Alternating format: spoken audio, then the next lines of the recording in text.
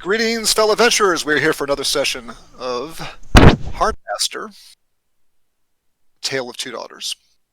And where we last left off, our rangers of the Uthim Reliri had been traveling from Trowbridge and had arrived at the border of Kaldor. They've traveled through Tashel and are making their leisurely way through the northern parts of the kingdom and trying to get to Gardiren before the first of Kellen, which is an auspicious date because there is a birthday party or a joust or some kind of a special event that's being held in Gardiren. And Hafyn has received an invitation to that event, and he's bringing Zyrsin along with him. Thank you for that. And they are making way now towards Gardiren, slowing their pace somewhat, enjoying the trip through the fields and pastures of bucolic Kaldor. And that is where we will begin. Tashel.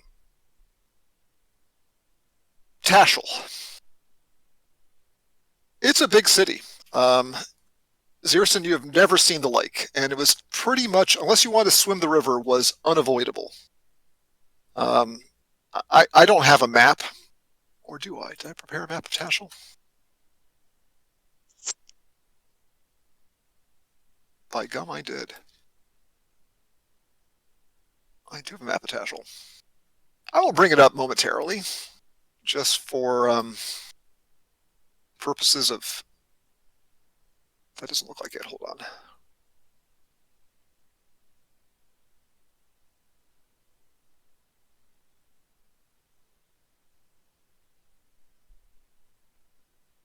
Okay, that's it.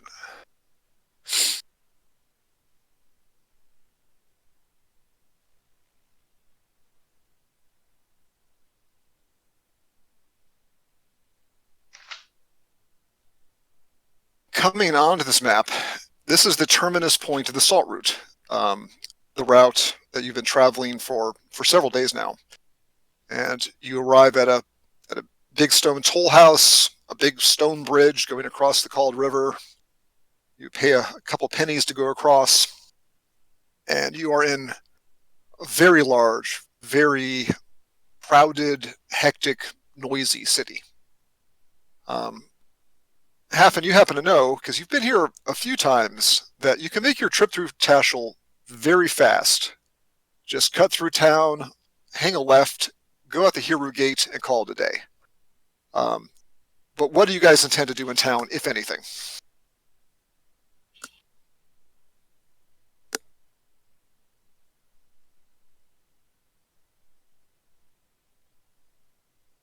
I don't know that Hafyn has any business in town. I don't think so. I mean, maybe show Zyrsin around, just so he knows his way. Needs to come again, but as rangers, especially as me as a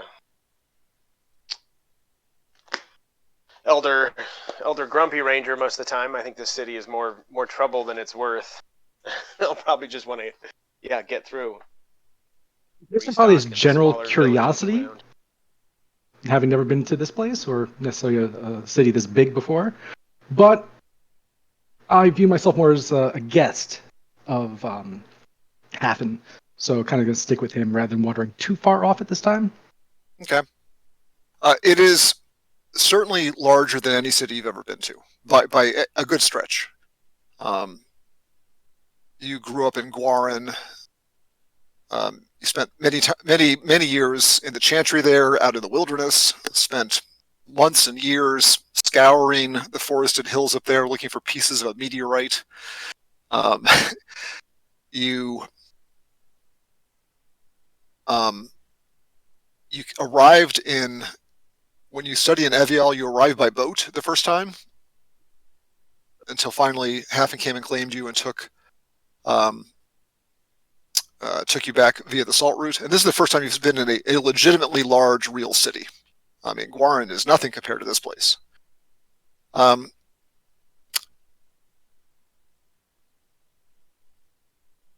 Hafyn seems to be kind of just beelining through Cald Square, trying to keep a low profile and Unless you say something, it looks like he's just trying to get out through the city as fast as possible.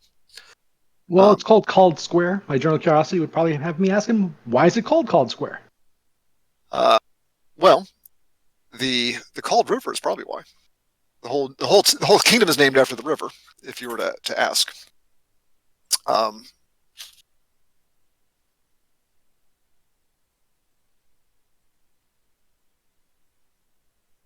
Are you sure you're a mage, Zyrsin? Oh, I'm sure. Okay. Well, I'll show him Called Square, and I believe that's the Loranian, the knightly temple, chivalric temple, off of Called Square. And I think that might be. I think that's the Church of Peony at the on the right hand side. If I was to look it up, I think it might be, but I could check on that. It has that look.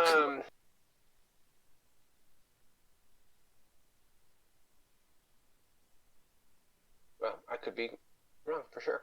But I'll show him Haru Gate first. This is the way we're going. If you get this lost, is the way out. Come back. But we'll take an hour or two and go to Mengai Square, which are it's named for the I believe the aldermen, the councilors of the city are known as Mengai. The main guy? The Mengai is the name of the Harnic lore. The Mengai is the name for the umbrella organization that runs the guilds. So you have each individual guild is a you have the Innkeepers Guild, and the Weapon Crafters Guild, and the Metalsmiths Guild. But then the organization that kind of doesn't control, but oversees all the guilds is known as the Mengai. So you're going to make me go over and pull out my Tassel materials. You guys continue talking. I'll be right back. No, well, I don't know that there's that much more to. Zyrsin, what should we see? There's a couple of temples. What are the points? Entertainment, places of lore, knowledge, history. Knowledge and history we could talk about. Entertainment, you're going to get into too much trouble. There are definitely greedy, shady people here that will take advantage of any opportunity they find. It's any city. I suppose the larger city, it's a larger problem. Right. And the Lia Kavar, the Thieves Guild, is a force here. In most small towns, castles, they're not organized enough, but the history and other opportunities here in the city have let them have quite a foothold. Rumor is they have tunnels and such underneath the city, connecting various points. Of course, there's also sewer tunnels, and there's sanitary system here, which is unusual. And you might assume there's other nobles and the keep and temples have escape tunnels or other kind of surreptitious means about getting around. So, Dave, do you have history, Dave? You have lore history? Lore history, lore religion, lore arcane. Make a lore history roll.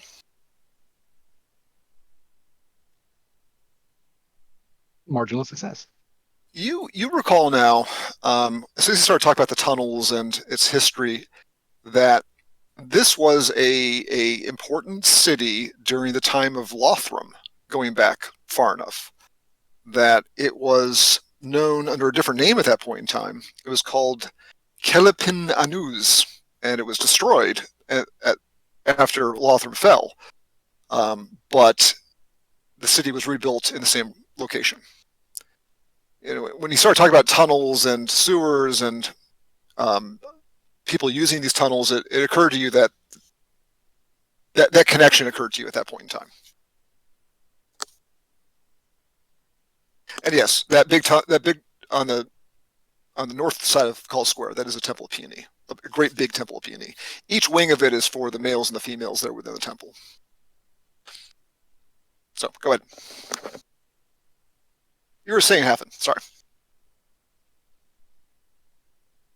Zyrsin did ask about centers of learning, and I don't believe, but there might be a Save Knorr temple. Your best bet. That is going to be your best bet.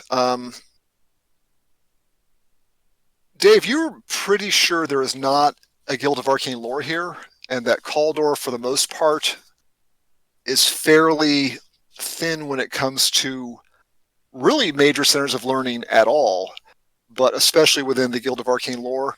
There's certainly not a chantry here. There might be, let me see.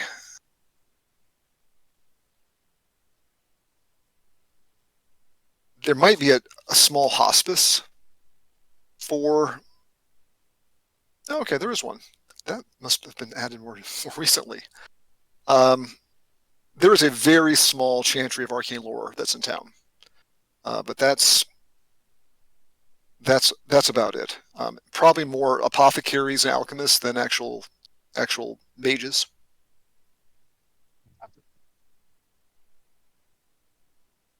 And I don't know where it is anyway. Yeah, it is not one that really registers very high as far as reputation goes. It's not a notable location of higher learning.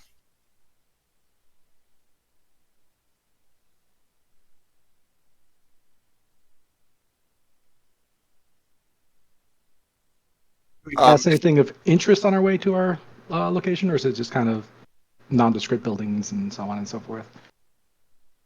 Along where you're okay, where are you guys headed? Just help me out. Well, I showed him the Haru gate first, and then we kind of not really backtracked, but took the different route to the Mangai Square and kind of just looked around. I suppose the center of town, the shops. So Mangai Square is. So there are various shops and locations, but during a market day, and you guys are probably arriving pretty midday-ish when you guys get here. Most business is going to be done in Mangai Square, where there's temporary booths and blankets on the ground and people selling stuff from carts. That is where most of the commerce is happening. Halden Square, further to the south of town, is another location where there's a bit of that as well. You hit Mangai Square, it is very busy with people. Farmers selling fruit and vegetables, bakers selling baked goods and bread, anything that you can almost imagine like a flea market. Well, imagine that atmosphere to some extent. Temporary tables and little tents set up, and just elbow to elbow people moving around. Town guards trying to keep track of everything and looking out for pickpockets. It's a bit of a hurly-burly mess, and that's the atmosphere that you see when you're in this space, and it spills out like this. It's going to get worse when the caravan arrives by a lot. All right, because the merchant caravan that is coming from Coronan is still weeks behind you. When that arrives, this place is going to be crazy. All this activity that you see now, which is pretty much confined to Mangai Square and maybe spilling out into a few lanes just outside of it, will explode into all the streets around Mangai Square. At least that's what you've heard. You probably haven't seen it happen, but you've heard the reputation of the place. So, I mean, anything that you want to buy within reason is available right now for your poor characters that have no money. But so there are any shop that you can think of within reason is right around you right now. And you're a little lost feeling, certainly probably feeling a bit I don't know, claustrophobic and overwhelmed by just the sheer amount of stuff going on around you. But yeah, that square is very busy with all sorts of things that can be purchased, from fresh baked goods to knives and daggers and armor and anything else that you can think of. Well, I clutch my purse to keep my meager 16 pennies safe. You're down 1 for crossing the river, by the way. Yeah, I marked it. Okay. I was at 17. I'm to 16. Down to 16. All right. And that's kind of what you're dealing with here. The Chantry of Arcane Lore. You can make an arcane lore check to see if you know much about it. I'll let you do that. Okay. Marginal failure. Yeah, you know that there's some kind of a small chantry here, but you don't know much about it. It does not register very high in its reputation within the greater community of the Shekvavar. You think it's mainly alchemists and not necessarily even many mages. Yeah.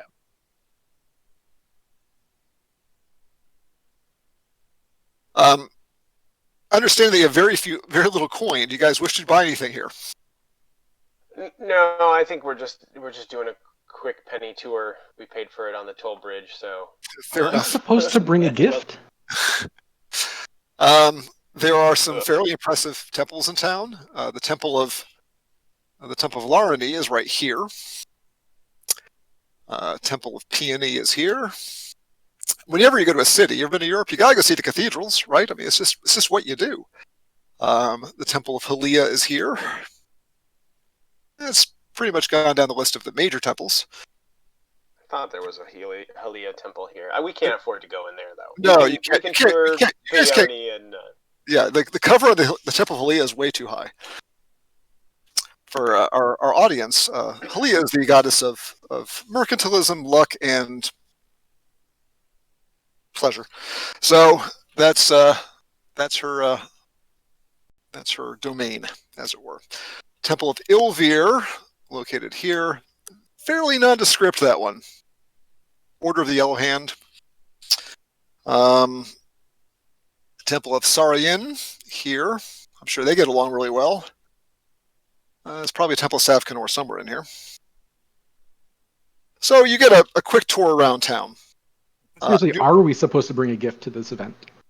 Is expected? Oh, Hafyn?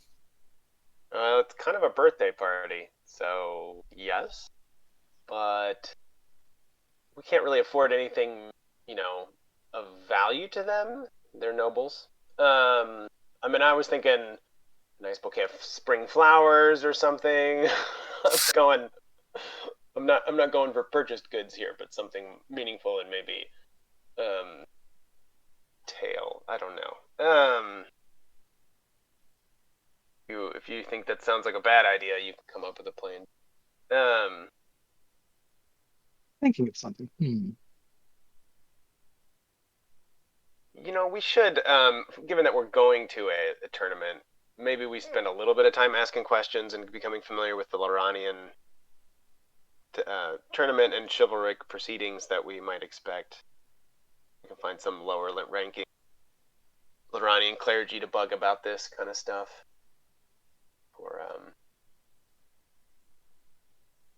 The Temple of Larani is very impressive if you go into it. Yeah.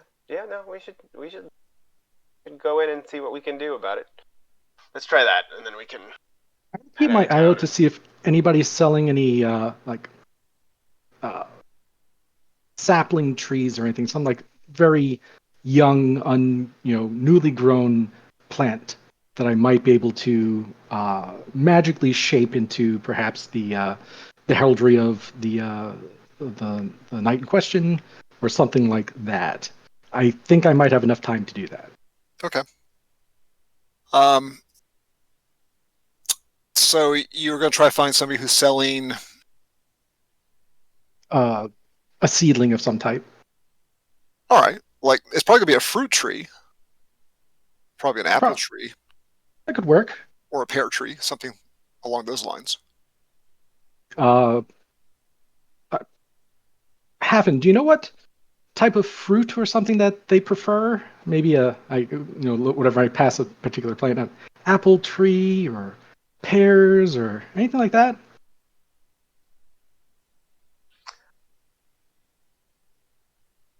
In Gardiren, no, I'm afraid I don't. I've not been back there for 18 years. They did have an orchard. Don't remember the trees they had.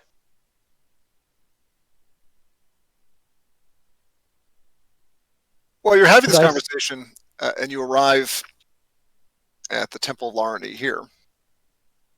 And it is the middle of the day, so the gates are open. You guys are somewhat unlikely looking adherents of Larni. Travel stained clothing, tattered cloaks, and a generally unkempt, road worn looking appearance. But you go into the main, go through the main gate, and very shortly at hand there is this set of 3 steps leading up to a pair of double doors. There is a guard dressed in white and red. At the door, he gives you a kind of a look as you walk into this magnificent looking central cathedral chamber, dominated by a statue of what you suppose is the goddess of Larni. The statue is carved of alabaster and probably is around 24 feet tall. Intricately carved, it depicts a serious, beautiful but serious demeanored young woman dressed in blood red mail holding a battle sword in her left hand. And with her right hand, looks like she's reaching forward to beckon her followers or beckon you to her. She is flanked by a pair of smaller figures. One is a winged lion, and the other one is a man of some sort. You're not sure what his role is in the mythology. In front of her, you think it's probably where the clergy would stand during a sermon. It is like it's like a shield that has been lying on the ground, so it's flat to the ground. So it's not upright, but it's down. But it's held aloft by 10 almost life-sized looking figures that are clad in mail, like knights. And you think that's probably where, during a sermon, that the priest would stand and conduct the sermon. And the shield, although you're not looking directly down upon it, you can tell from the angle that you're at that it is a checkered-looking shield. It's a magnificent chamber. There's stained glass admitting the new light into the chamber. There's candles and incense, a little smoke to it. Stained glass all around, depicting Larni and her knights conducting chivalric deeds of all sorts. There are carved pillars that rise 32 feet up to where the stained glass is coming in. The ceiling is vaulted. It's very impressive. You're not a follower, but you got to admit some work went into this.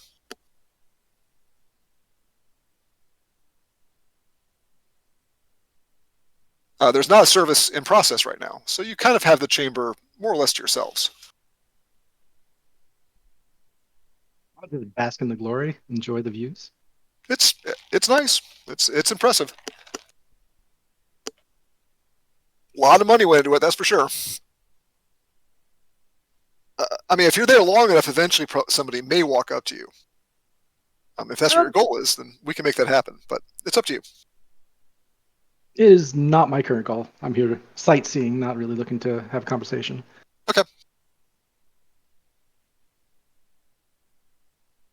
Hafyn, that's the temple.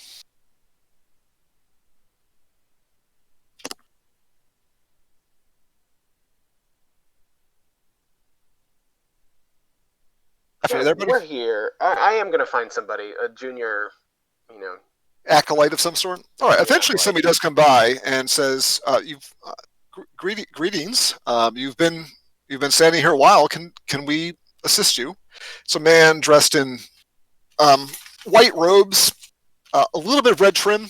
You've come to kind of realize that the more red trim they have, the more important they are. And this person's red trim is a little on the meager side. Indeed, young man. I am invited to attending a tournament up in Gardiren. later in the month. And given that I'm more of a woodsman myself, more of a trapper, fur trader, I'm not exactly sure what to expect. And believe you, Lorani might have some say in the goings on of a chivalric tournament with knights involved. So, what legends, what stories, what can you tell me about that? Well, let's see if he, in particular, knows much about what this particular tournament is, because it might be a sort of a special event, some social thing that people know about. 98.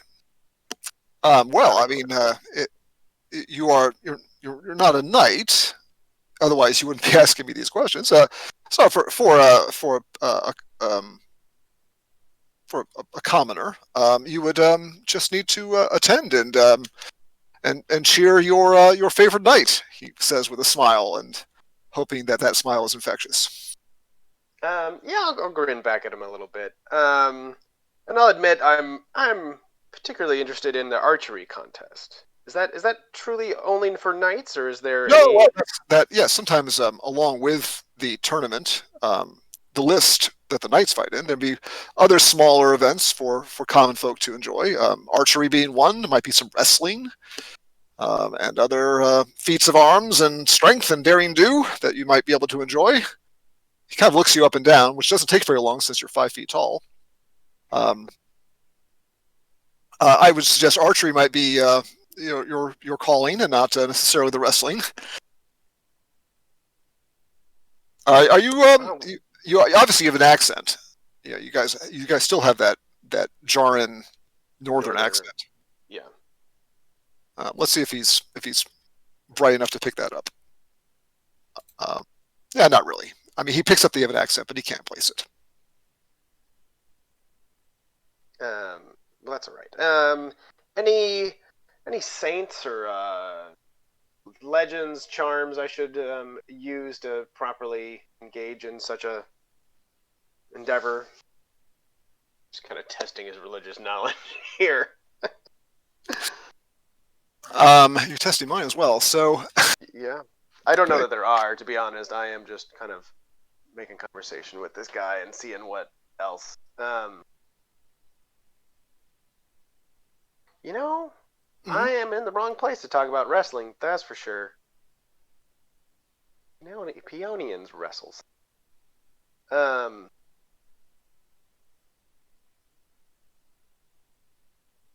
that. What's that? Oh, that Peonians have a wrestling style or a festival. Oh, okay. Yeah, well, because they don't. Yes, they don't pick up arms very much, right? Well, if you look around, there are many saints within the faith, but sometimes the most common one, unless you want to carry an icon of the lady herself, is the lion. He kind of motions to the enormous lion figure next to the even more enormous figure of the woman in red mail. His name is Mendes, and we if you wish, you can purchase a small maybe a small pewter version of that. You can pin it to your hat or to your cloak. That is a common way to show your support in the faith, he says. Oh, sure. Why not? How much is a pewter lion of Mendes? Mendes. Mendes. It's not much. It's like 3 silver. Pennies, I imagine. Yeah, 3 pennies. 3 pence. I think I'm looking for my note on my cash. Put that. I think I've got enough for that. That's fine. Sure. I'll take a lion pin. Okay. It's in during the Middle Ages. These little pins were often worn. They worn if you had a traveling a cap, a felt cap, you'd wear it there. They're fairly common. So it's not the most detailed thing you've seen, but it's a pewter, probably has a fair amount of lead in it. feeling the weight in your hands. And it's a kind of roughed out lion with a winged lion. Not the best detail I've ever seen, but it's mildly attractive looking.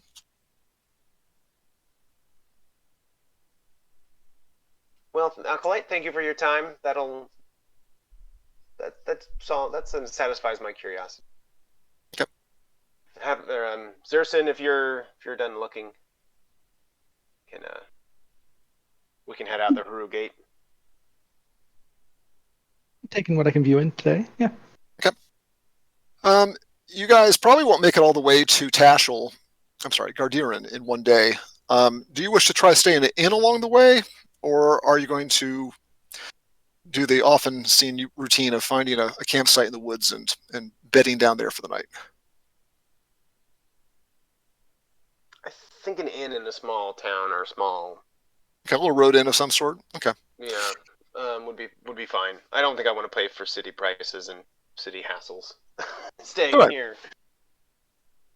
There are plenty of places that you'll pass along the way. Oh yeah. To the poetic map. Big old map. Yeah. So on the way, you'll go through Hero in pretty quick order. Yeah, and then Bido is the next big place, almost all the way there. Yeah, Bido is along the way, and then you'll hit Gardiren. So you could either stop in Hiru or Bido along the way. Either one will have a sufficient inn. You spend a pence or two, and you'll be able to get probably a bath and a room for the night, along with some beer. It's not going to cost you an arm and a leg. So we're going to have you guys arriving, let's say, right at the end. Let me find my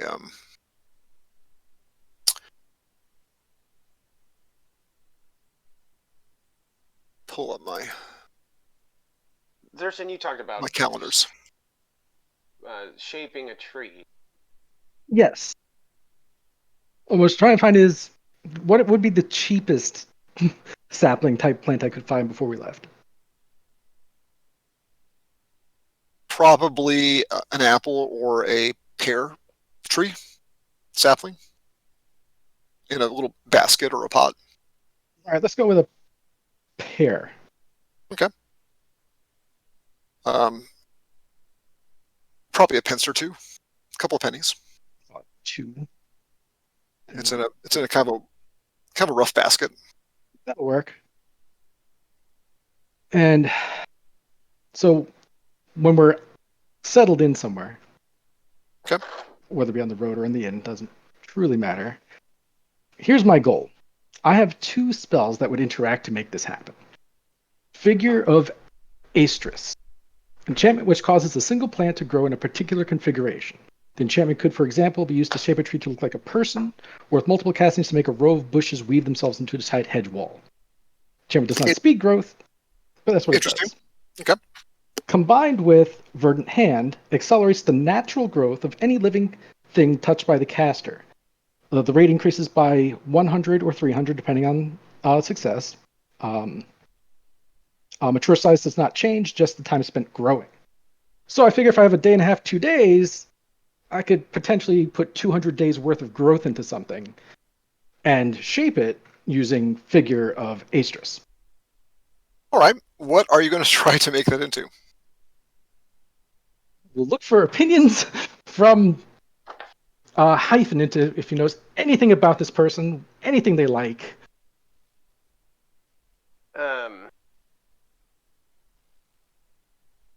Curo. No. The I mean, I have the heraldry. The Curo letter that I received has their sigil on it, I believe, or I thought it did. The seal. Oh, the Yeah, it is a pair of roses with a feather between them. Feather in between. Do my best to get the a portion of the trunk to take that shape and then grow into a regular pear tree thereafter. That is the goal. That's your goal. All right, you're sticking to it. You are So I'm going to have you guys arriving around the 28th or 29th. So, all right, make me some spell rolls, see if that works. Well, We'll start with I have the another shaping. idea, but Zyrsin, I'll let you go ahead with this. I may just pick up a ribbon or something on the way. Tashol is probably the best place to get that. Okay. You could have thought of that while you're in Tashel. That's fine. Yeah. Okay, great. Thanks. Okay, make me a. I assume you're going to be chanting and waving and Yes. and doing all of those things. Bring up that chart real quick to make sure I have all the benefits. All of the benefits. It's a Fivrian spell. I think that he can set up a place to give himself a bonus. Well, set up a sanctum, if that's what you're referring to. I think that's a pretty time-consuming process. Here's the card. Casting spells. Here. So you're in your room, you're chanting, you're waving your arms. You have not yet made a Fivrian focus, which is probably something you should work on at some point. It takes a little time. It does. All right, so I'll get a plus 10 to the roll. Figure of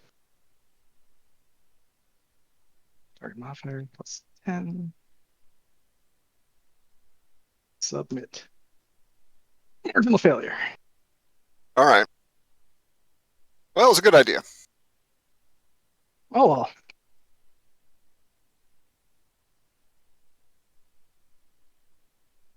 What's that? Plausibly try again, but it's just going to get Shaping? harder. It's going to get harder, yeah, because you're going to get more exhausted.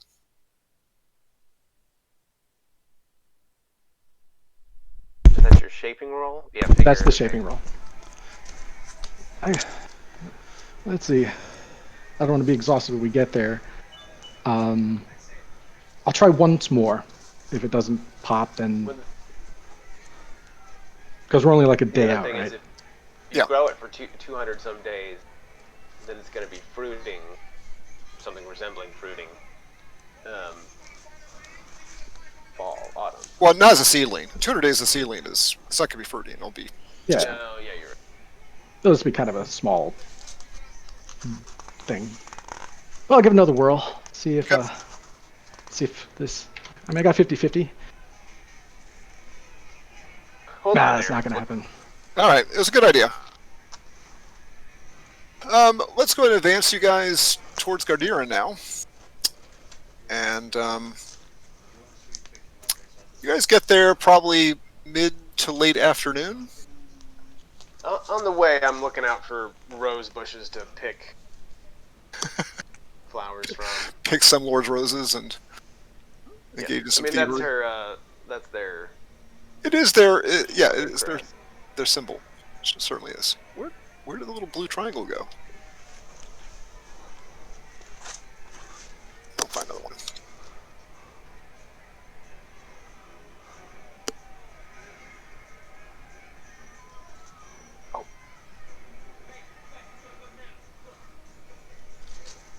Oh, I'm going to be right back. Okay.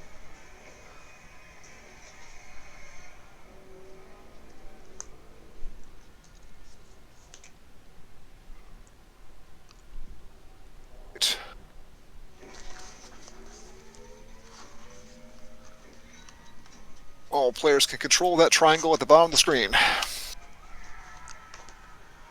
And I need Hafyn to get back because I have to engage with him about that. Dave. Yes. You finally cross a little bridge, and you're no longer along the Kald River. You're along the Shem River, which feeds into the Kald as you get further south. And you cross over a little bridge. You're a couple hours north of Bido, where you stay the night. And coming up ahead of you is a fairly large-looking settlement. Obviously not Tashel-sized. Certainly way larger than Gardiren was. There's probably a small manorial village that's on the edge of it right here. To your left, you see a very distinct-looking hill. and it rises a good 40 or more feet up very suddenly, and at the top of the hill, there's a distinct-looking standing stone or a rune stone on top of it.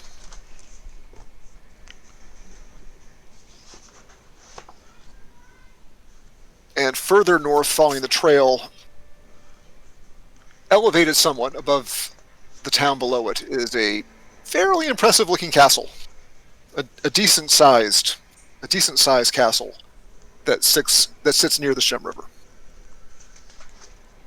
Would I be familiar with what the stone would represent? What it's there for?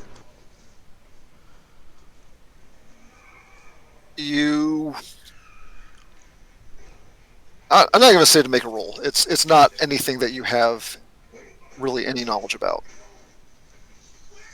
That would lead me to ask Hyphen about it.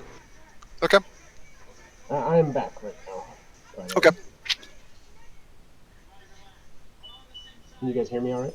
Yeah, we can hear you. It sounds a little different. We can hear you. Yeah, I changed mics and headphones setup, so I'm on my desktop, not my phone, but that's out of character.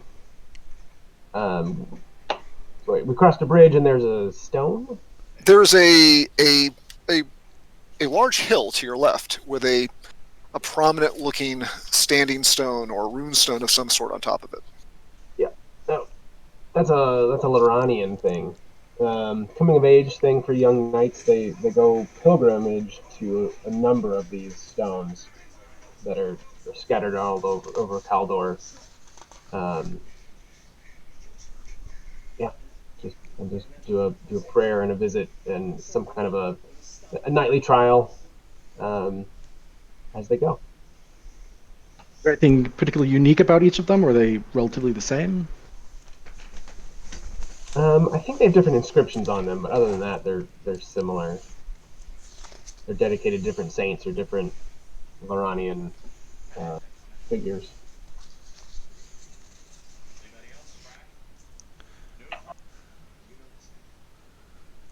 Don't ask me how I know that.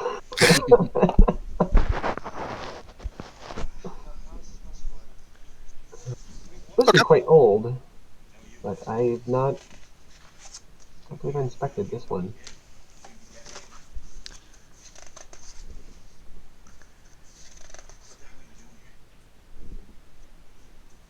Do you go by or do you go up to inspect it?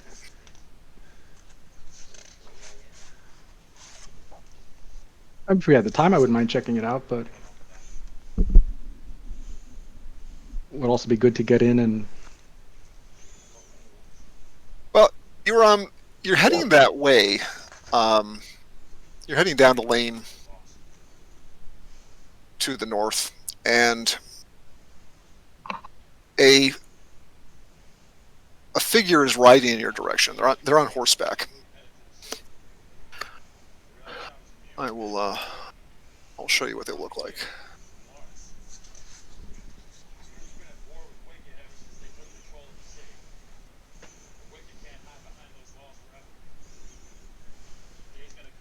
It's a youngish, fairly handsome-looking knight.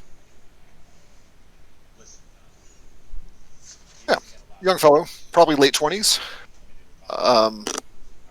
Good-looking, strong guy. He's dressed in a very fine-looking shirt of mail. He's astride a warhorse, and behind him, trained along, is a mule that is fairly burdened with stuff. Most of the things are wrapped in oilcloth. Hard to tell what it is. His horse has bells upon it. He's jingling along down the lane, heading your direction. And he reins his horse up, and he looks very hard at you, Hafyn, and says, before he says it, make perception checks, both of you.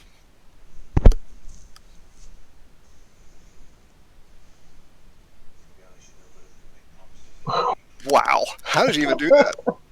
I don't even know how I did that. Nope, not a clue. I'm keeping my eyes down. It's some noble riding past. I want to Just stay avoiding trouble, just staying away. Right. No, no, sir. Yes, sir. He On you go, my lord. he says, by the woodsman, is it not Hafyn?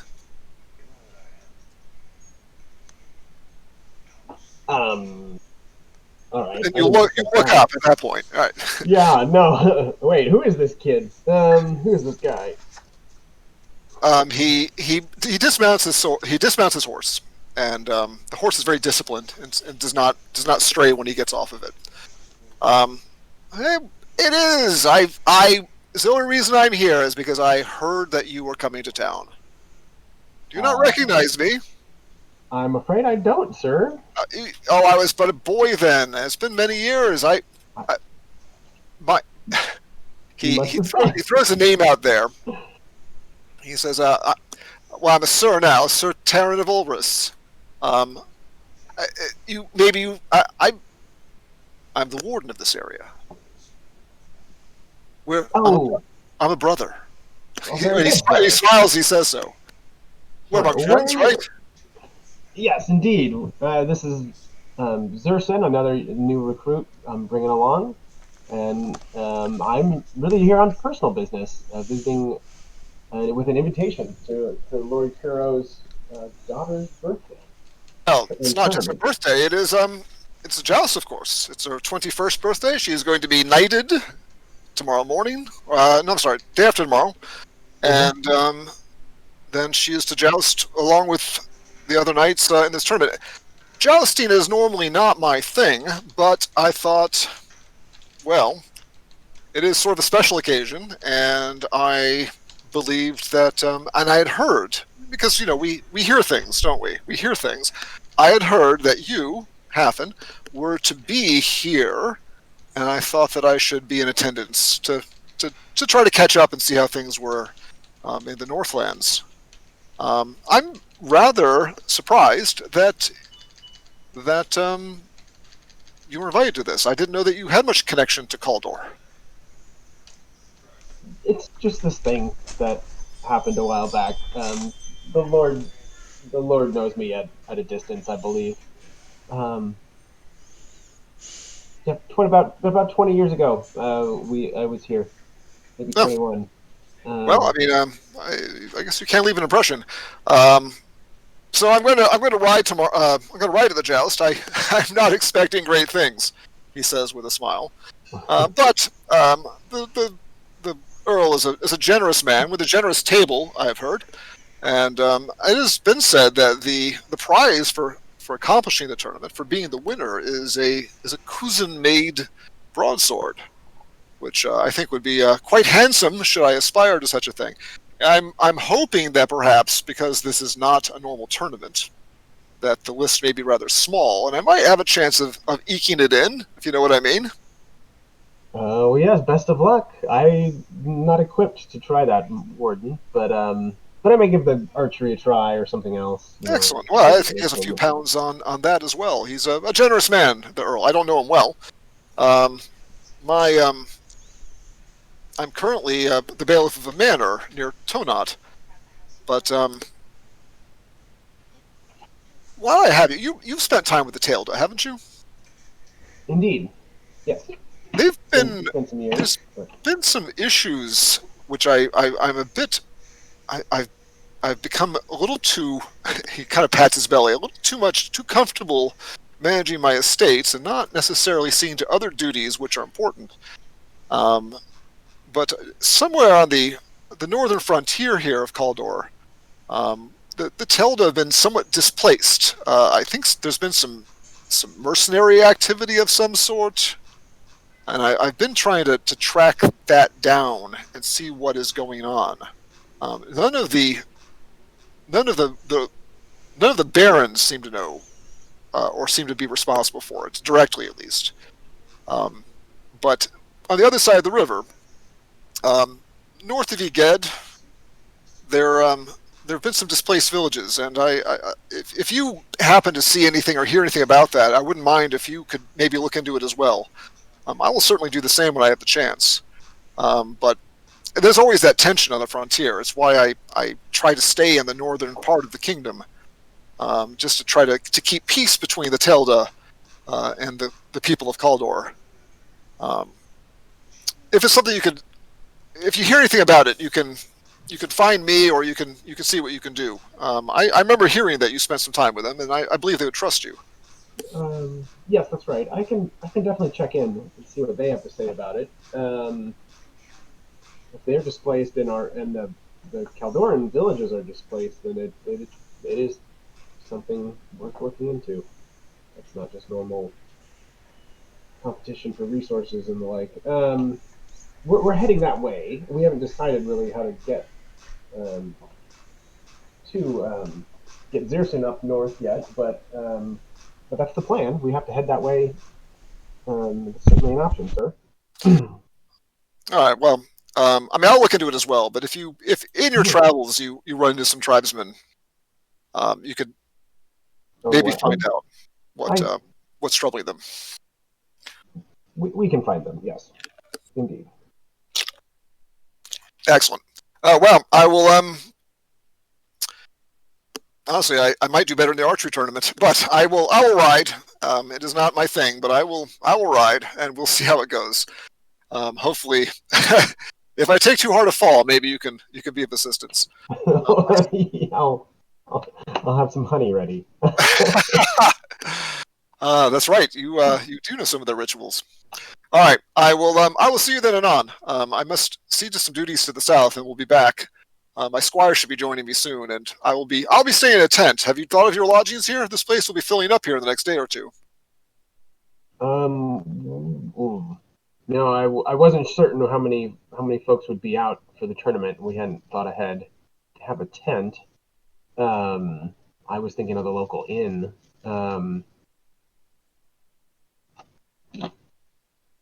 Well, the commons are now available to tent upon. The Earl has made that known. The joust is being conducted at the North Common, and there are already some tents set up there. So here in the South Common, you could set up a tent. There are a few there already, or in the North Common, but that's where most of the knights will be staying. But that is up to you. Some of the more wealthy knights apparently are staying at the Jug Inn in town. All right, thank you for the information there. We'll decide. I'll look for you day after tomorrow and let you know where we're at. Excellent. He smiles and spurs his horse while he gets on it first, and then spurs his horse and goes on. I need to set Alexis's character up. All right, where do you guys wish to go from here? He heads on to the south on some errand of some sort. Think we're going to be able to afford lodging? I imagine the prices are going to go up. Maybe small rooms or something. We'll have to talk about it and see. Zyrsin, I should have introduced you to that warden. He's a ranger like us, but he's more on the political side and dealing with lords, nobles, the assigned uses of the land and the forest. And now that once he identified himself, you noticed that his cloak had an acorn cluster, and he had a blue armband, and all the usual accoutrements and signs were there. I was really looking at my toes. Oh boy. Now, Zyrsin, the sword. We can traipse up the hill. Get my wits about me in the woods for a minute. Look at the sword stone. Do I have a description of that?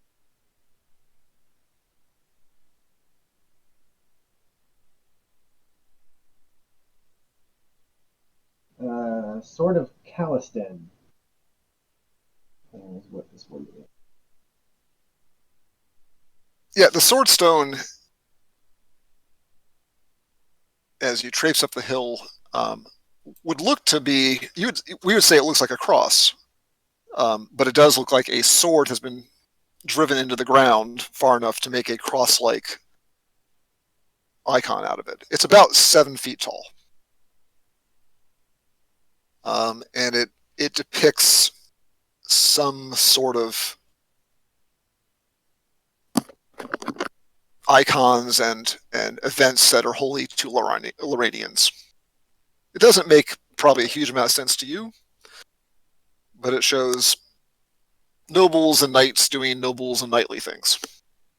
Some bit of liturgy from the Loranian Church. It's a big stone. Like I said, it's about 7 feet tall. Yeah, in big. the shape of a cross. I can even show you a picture of one. It would take me a second to do that, so it's probably not super. I got it. Devin, you can keep going. Oh, do you have one? Do you have a picture of one? I do. Oh, okay. Well, I think I did that wrong. I will have it in a bit.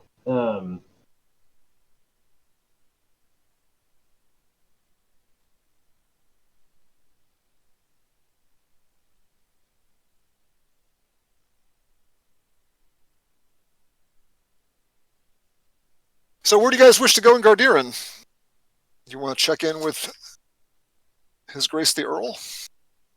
Suppose he's a busy man. Let's see if he's busy. See if he's receiving guests yet, and yes, and then. Okay. It's going to be a bit late afternoonish at this point. You go through town, which is becoming increasingly busy. There's an uncertain number of people that are arriving here. You're not sure how big the list is going to be at this point.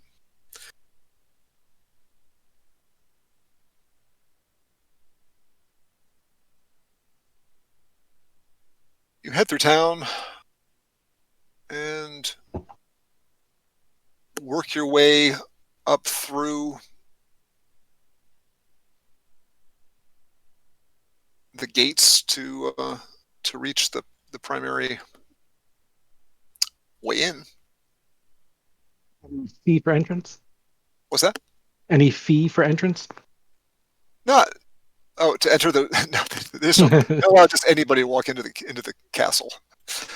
There's a raised earth embankment with a ditch at its foot. It's the only kind of fortifications that the village or the town has. So there's a raised embankment here, and there's a ditch there. You see the archery stands are right here. The archery targets have already been set up, it looks like, for the list in this location here. And somewhat wisely, they are up against the embankments, so that way stray arrows do not go hurtling off too far. You work your way along this field where there's a lane. It is an odd way to get there. There's got to be an easier way to do this. But you come around through the north gate, and you are not immediately allowed to walk into the castle. As you might expect, there are a number of guards, 2 guards, that have they're not at strict attention. They're kind of lounging there with spears, round shields, dressed in scale armor, nasal helms, and they come walking up, and one of them kind of puts his hand up. Greetings there. What business do you have here? Well, greetings. I have been invited to the tournament and the Earl's party for his daughter. He listens to your strangely worded Harnic and an odd accent, and says, "Do you have that in writing?" I do, indeed. I'll produce I'm not going to hand it to him, but I'm going to show it to him. Fold it so the stamp is visible. All right. You're trying to be as personable as possible. Let us roll a every rule system has their own ways of doing talkie skills. Roll an appropriate talkie skill for Harnmaster. Whoa, jeez. He kind of shakes his head. I'm going to need to call the constable on this one.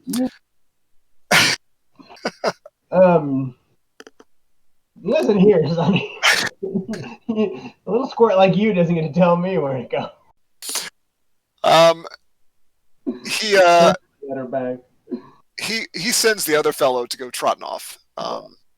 And a few minutes later, they're not letting you hang out too long and wait, just in case you really are important.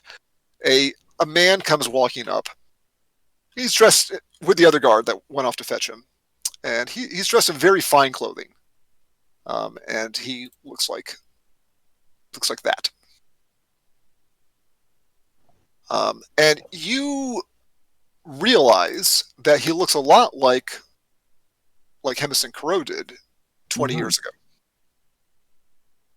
So you don't think the Earl looks like the way he did himself 20 years ago. He's going to look probably far different. But he looks very similar to the way that the Earl did 20 years ago. So you think it must be his son. Right now. Oh my, there you are. Look how you've grown, Sir Crow. I'm sorry. He in a very cultured accent. He says, "I am. It's been explained to me that you have an invitation. I thought I was aware of all the invitations my father sent, but I am Sir Medin. I'm the constable and the heir to the earldom. May I see this in writing?" Yes, Sir Medin. Here, I'll hand it to him. All right. He takes it. He looks at the wax seal and he looks at the signature and it's Hafyn. Indeed, I am Hafyn, Ranger of the North, at your service. He rolls it up and hands it back to you. He says, I can't say I know all of my father's affairs, but I have never heard him say your name but once in all of my years. We go back 20 years, sir. It would be remarkable had you heard, but it's we're overdue for catch up. Apparently, I really didn't expect this invitation, but coming from somebody important as your father and your clan, I felt obligated to arrive. All right. Well, I believe that your paperwork checks out. He kind of just sort of throws his hands up, says, "Follow me, I suppose." The party is not for a few days, but I am myself curious to see where this goes. Then he whirls around with his little traveling cloak and starts walking back towards the castle and gives the hand motion for you to follow. No guards needed. They are with me. Copy the motion to Zyrsin. Say, come on. In we go. This will be interesting.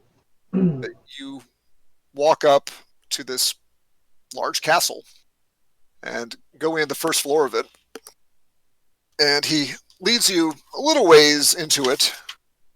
The bottom floor of it is basically just a long series of murder holes that penetrate through it.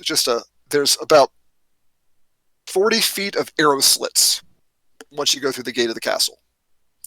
And at the very end of it, on the right-hand side, there is a doubled gate. So it's not a place that you want to go charging into if you're not invited. That is certainly the case. You go through that doubled gate, and he leads you to a set of stairs that goes up to the second floor of the castle.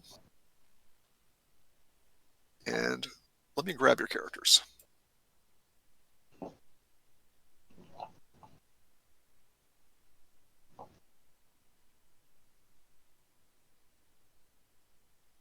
Where did I put them? There they are.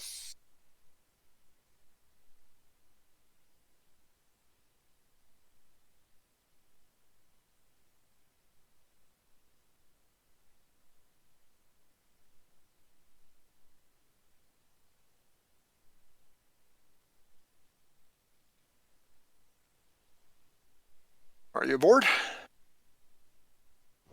Yes. And he leads you up the staircase, and you find yourselves in very large, very ornate-looking great hall.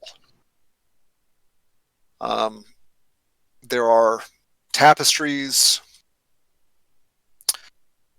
adorning the walls in various locations, a pair of fireplaces. You can see a couple of narrow arrow slits that look out over the courtyard. And this is clearly where the Lord holds his court. But right now, it is fairly empty. Late in the day, before official dinner time, you hear some rustling about and maybe some preparations made for the evening meal. But probably isn't one of the major revels, so it may not be a big affair. So there's some staff taking care of things. There's a few guards keeping track of things. And the Sir Medin just kind of whirls about and starts heading to the south as soon as he comes up the stairs. Yeah, we'll try not He to... makes the hand motion, and he knocks on this door right here. And you hear somebody say, "Come," from inside.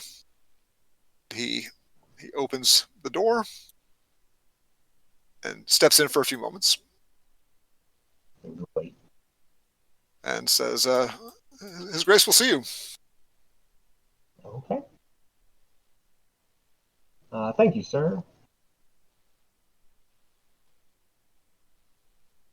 You go in, and there's a large man sitting at the table.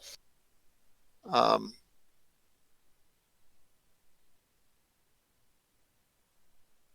My Earl. Good And afternoon. standing in the corner here is a very, very dangerous-looking man. He's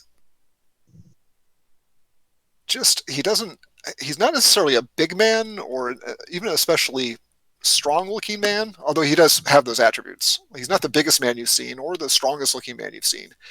But just the look of his eyes just says that he has killed many, many people. And you sense that when you see him. He has that look to him.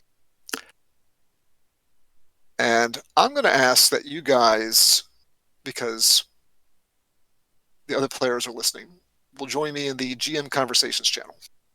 Yep. The Earl turns to the man that's by the door, the dangerous-looking man, and says, "Sir Dregold, if you'll excuse us." Sir Dregold gives him a hard look and says, "I'm with friends here." He kind of gives a little shrug and kind of brushes past you, giving you the ever so slight shoulder on the way, and then shuts the door behind him. You can sense that he is not leaving that door, that he is right there, hovering right by it.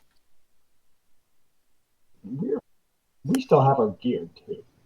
Right? Yeah, you do. Right. Yeah, they have not taken all of your weapons and armor away or anything like that. No. Armor. Yeah, such as it is. You're not like super obviously armed.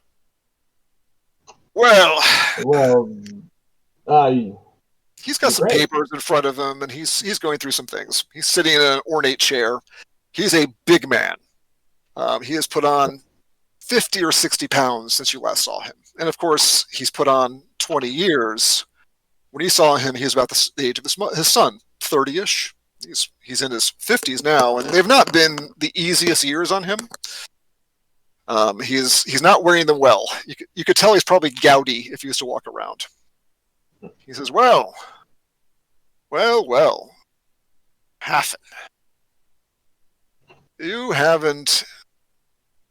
haven't aged a day. I wish I could say the same. Yes, you seem to have grown enough for the both of us. The living in the woods keeps me trim, and the sunlight and fresh air keep me looking youthful. Sure. This man you've brought with you, is he trusted? Indeed, he's a ranger like me with a Loriri. Oh, I didn't say that right. Uthrim Roliri. and we're traveling together, heading up north. He has more business there, and we'll be companions till we reach it. He's seen the invitation and knows enough, and knows also when to keep his mouth shut about my secrets and his. Have a seat, both of you. I'm gonna give you a significant look, Zyrsin, when I say knows when to keep secrets. You mean like that time we? Yeah, not like that. No. I wasn't sure if you'd show up. I'm surprised you caught me, Your Highness, Your Grace. Well, I put the word out that I wanted to see you and sent out enough invitations. I figured one of them would reach you. So, there's only one thing that you and I have in common, and she's turning 21 in 2 days. I mean, I think she's turning 21. There's no way of knowing, really, is there? I figure I called her first birthday the day that you brought her to me. Oh, That's wow. the day I decided to call it her first birthday. She seemed to be about 1 year old at the time. At least it seemed so to me. So, what have you heard about Lady Brydget, the soon-to-be Dame Brydget? I'm afraid not much. My circles, my activities keep me far from noble halls and knight tournaments. Your Grace, I hear. I have heard she's a capable knight and somewhat adventurous, perhaps, somewhat a little troublesome. But I don't think that's a bad thing for a lady of her caliber and abilities. So there's no up there in the north. There's no rumors or stories of Lady Brydget and any connections to the north. No. There are whispers and suspicions and hopes of that she is somewhere in the north. No one expects that she ended up here. Good. That's what we hoped, wasn't it? Indeed. I seem to have been better that day than I was today. Have been so far today. It's been an interesting afternoon, sir. Perhaps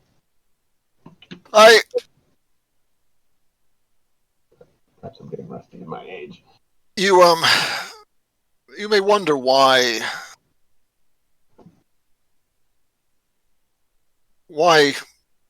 I've chosen for her the path I've picked. Yes, go ahead. Knighthood is not common for a lady. Although not unheard of. I believe that a lady knight of the Church of Larney, one of the fighting orders, that she has expressed an interest in the tournament. And I believe that she will be riding in a few days. Oh, how appropriate. A fairly well-known Dame Belina of some renown. So I'm honored that she is here. I think she took an interest in the tournament upon hearing that Lady Brydget was going to be riding and knighted as well. But I'm not sure why I did it either, Hafyn. I'm not sure why. It would have been easier to just adopt her if I chose to do so. That was a spur of the moment thing, but I'm not spur of the moment as suppose people accuse me of operating. There's often more thought than that, he says with a sharpness. I believe it.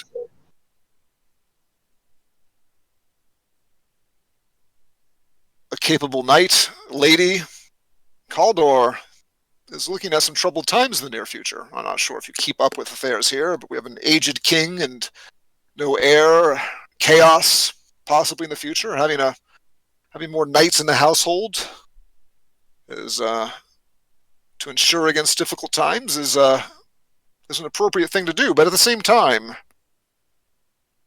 I felt like there's a birthright for her.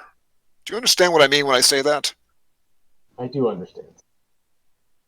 I believe she was destined to overcome I guess, her history, what has happened up north, and struggle against vile things and evil people at some point. Some point. But Right. where she came up, it really doesn't matter. But she is tied in by fate. So the truth of the matter is, Hafyn, I haven't told her yet. She doesn't know anything about Quaimen, who her parents were, what happened to them, what happened to her people. She knows nothing of it. I haven't told her.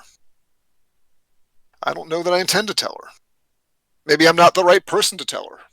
Maybe it's not the right time to tell her. She, at some point, will have to determine whether she is a crow and will stay with the crows and fight our battles, or whether she is a seismit and will fight the battles of the north. I'm not going to impose that decision upon her. I think that decision should be something that she should make at the appropriate time for herself.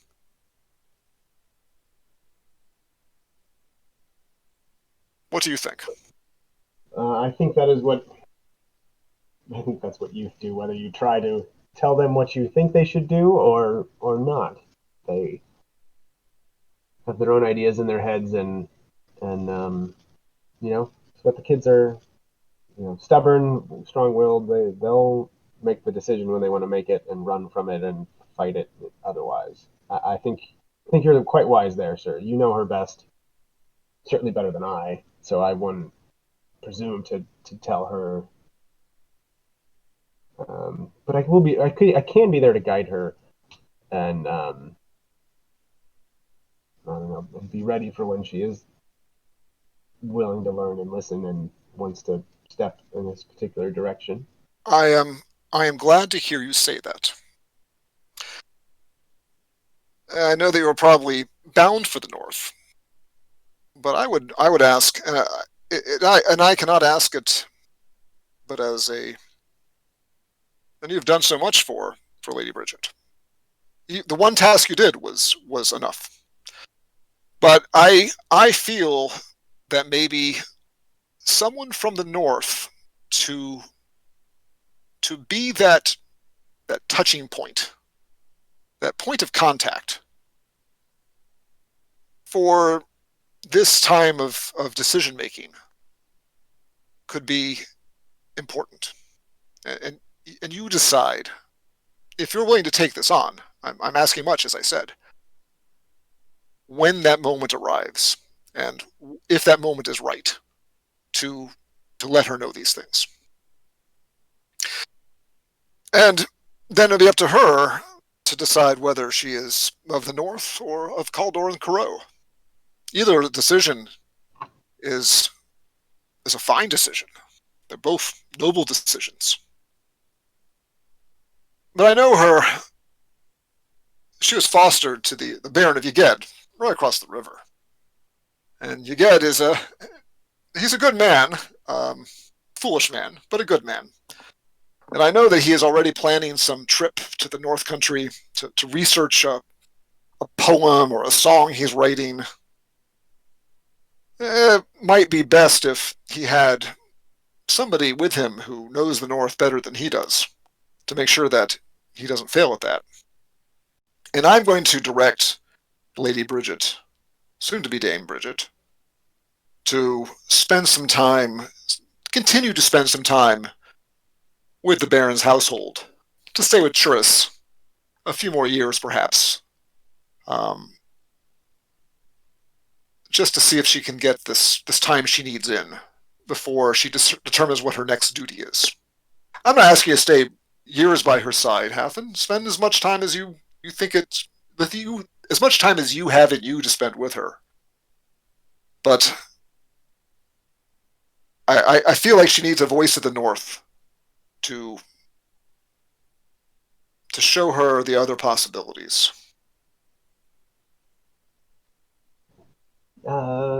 Yes, I think that's all right. I mean, we are headed north anyway, being a guide to the Baron of Egress. would be a good way to get us there in good company and spend some time with her to be there for anything that may come up. And I certainly, if he's researching a poem or other kind of nature or spiritual matters, perhaps there's a role for me there. I think this is all looking like it's meant to be. Right. Stars might be aligning, as you say. He stands up, puts his hands on the table, and says, "I appreciate it, Hafyn. I know we've only met briefly a few times, but I have many faults. Many, many faults, and they are often pointed out to me. But one thing that I am never wrong about is my ability to judge character. Thank you, Hafyn. I have rooms for you for the next several days at the Jug Inn. Enjoy." Thank you very much, Your Grace. And you sense that enjoyment, you're dismissed. Yeah, we got it. All right. So we'll kind of head towards the door, and I'll motion Zyrsin up, but also ask him. Well, now the Degrad is back. Okay, we'll go. We'll head to the jug. All right. Let us go ahead and We can get out of the castle, and then we can talk. okay. Go ahead and talk briefly. I'm going to start to bring the others Okay. into the storm. Quick before you go, you mentioned some names early on in your descriptor. Would I have any idea about any of that? About what? Any of the people that were talked about, or any locales? Like I gained Quaiman? anything Yes. from that? Quaiman, make me a history roll. Okay. I'll give you plus 20 on it. Oh my. Here we go, 100. Yay, Quaiman. Quaiman was a keep. So they were during the takeover of Jara by the Avinians over a period of quite a few decades. There were 4 keeps that were left that were not that were still held by Jaran lords. And around the year 700, those 3 keeps, and the present year is 720. Okay, so around 700, those 3 keeps were Pethwis, Guarin, Lariel, and Quaiman. And in around 700, a mixed army of Agricans, evil god Agric, and Ivinians took Quaiman and slaughtered everybody there. And it is now being held by an evil, rapacious female fighting order of the Church of Agric, is who holds it at this time. And you are left from this conversation with the understanding that she was not killed, and that she is the heir to Quaiman. Okay. Thank you. So that's what you know. You may talk now with that understanding. Well, not the castle. No, you guys are outside. It's okay. Yeah, we got outside. Right, Zyrsin, this is a lesson in rangering. You'll do a good deed, you'll do something to try to save a life or preserve the balance. And it'll hunt you for 20 years. Let no good deed go unpunished. But this is nice. This is not so bad. I traveled with the infant Brydget, from there to here, right? Sometime you do get attached to young, cute little babies. So I'm not. Do want to see what's best for her and to follow up on this thing. I've never had children of my own, so this is maybe the closest I've come. But I didn't know what the Lord intended when He sent me the invitation. But I trust you to keep that. If she doesn't know, where she's from yet. Let's Your not, secrets are safe with me. yeah, let's not tell her right out, but she must have questions. I mean, I believe her, the Earl Curo was single at the time that I delivered young Brydget Oh here. no, he had several children. They were young, but he had But I think it's his second wife he has now, and didn't he have? no. No, it's the same. Okay. I mean, you don't know the history of it too much. Yeah, he had young children, and All right. his son would have been about 10 at the time. Okay. So the 10-year-old's got to know something's up. The 30-year-old. He's now 30, correct? Yeah. Yes, correct. But anyway, and if Brydget's gleaned anything out of them, she might, like he said, she might start asking questions. She might want to know. Things might lead us to the north anyway, and she might, we might explain what's happening. Okay. I'm gonna go. We're gonna spend some time with Brydget and her retinue because they've been waiting for a while. So I'm gonna move to the other channel. Okay. Yeah, but Stay here or?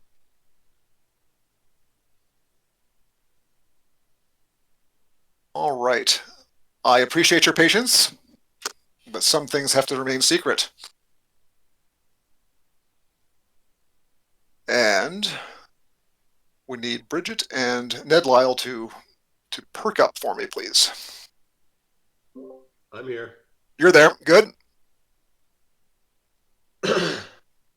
I do apologize for that. I'm here. You're there. All right. It is now time to move to you guys. I do appreciate you guys' patience. But this is a game of secrets. So, you three, you're more than three. There's quite a few of you. You are located about a half a day's ride from Gardiren in the barony of Yged.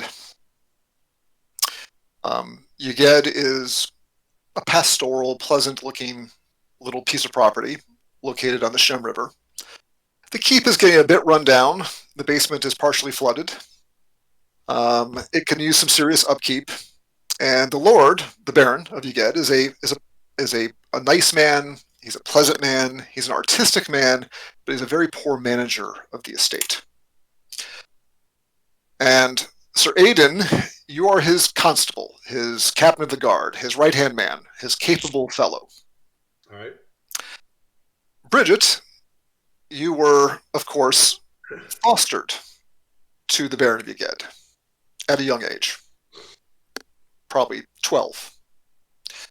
And were trained from that point forward as a page and later as a squire, and are soon, in just a few days, going to be knighted. And you've heard here in Yged, you've heard missives have come back and forth. There's a growing level of excitement because you've heard that your father is making a pretty big deal out of this.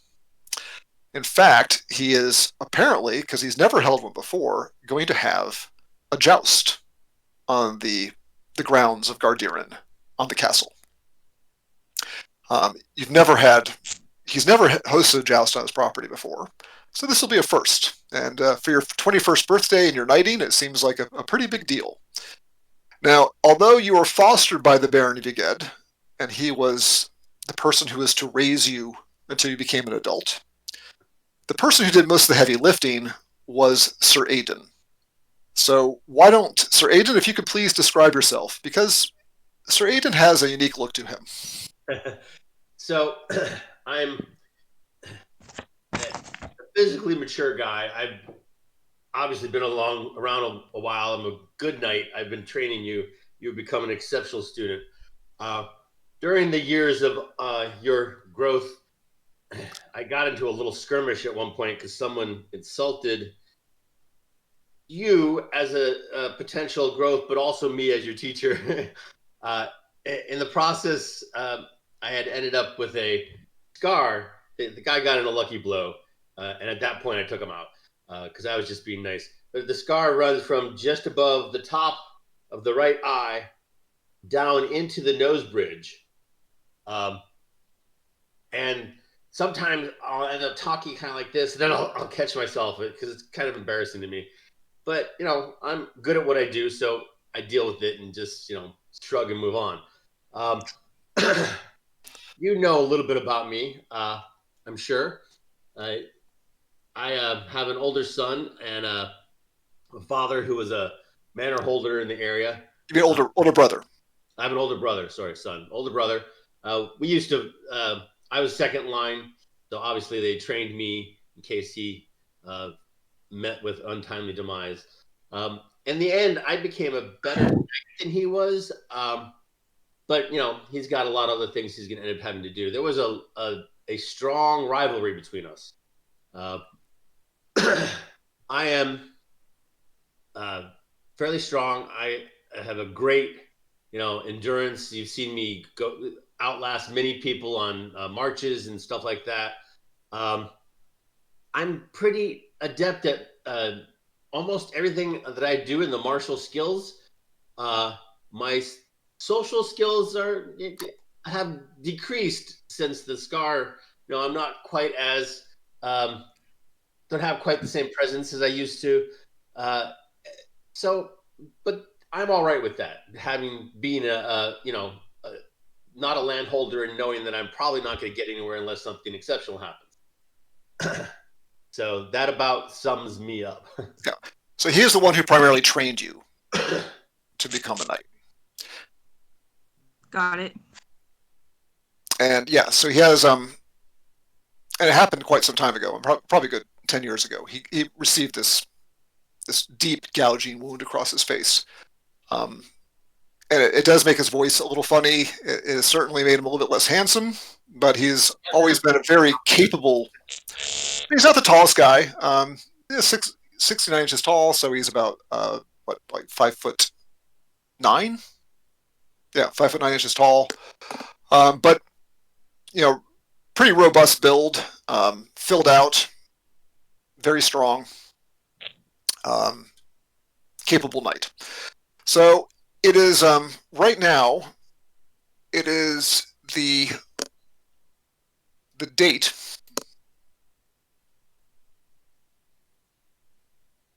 is the 30th of the month of Pionu, and Pionu is it's a spring month, and your birthday, Lady Brydget, is on the first day of Kellen, which is tomorrow. Tomorrow is Joust Day. It's birthday, and you've been told that you are to as you understand it is you are to ride to Gardiren in the morning, and you will stay the night there and do your vigil as a knight does before they are knighted, and then the joust will follow almost immediately thereafter. So it is the early morning of Pionu the 30th, the last day of the month of Pionu, and you and the household are gathering many things together. You've got your war horses, and you have pack horses and mules, and the Baron of Yged will be accompanying you, and you'll be traveling the short journey to get to the Castle Gardiren. And that is what you are prepared to do at this time. Ted, are you there? I am, yes. All right. Accompanying you, mainly it's accompanying the Baron, because the Baron is a funny fellow.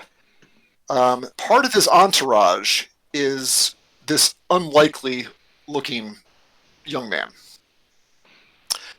He is a priest of the Church of Ilvir. He is a Jaran. He's of Jaran extraction. Like Brydget is. Brydget is very obviously a Jaran. If you were to look at her, she has dark auburn hair. She has more hazel than brown eyes, and she's a little taller than some Jaran tend to be. But being fed, venison and high protein cheese for your entire life will help you in some of those ways. So she's a lot bigger than most Jaran are, but she's clearly she has a Jaran look to her. And Ted's character, whose name is Emrys. Emrys is a tall, very lanky-looking young man. Yeah, 6 feet tall, 137 pounds. A tall, lanky man, dressed in the. Ted, why don't you? Well, I'll explain. I'll describe it. He's dressed in kind of brown and yellow robes. He carries a stick or a staff, and the Church of Ilvir is an odd church. It's a church of they're very creative people. They engage in many arts, illuminated manuscripts, a lot of scholarship. But they, as far as what the church believes, they really never give you the same story twice when they try to explain it to you. But within the town of Yged, there is a very large Church of Ilvir that has a very well-developed library. And the Baron of Yged, Churus is his name, Churus Lundell, Baron Churus Lundell, he spends... I'll show you a picture of the Baron.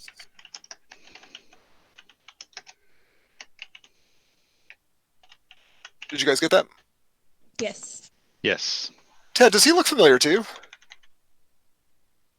Yes. Who does he look like?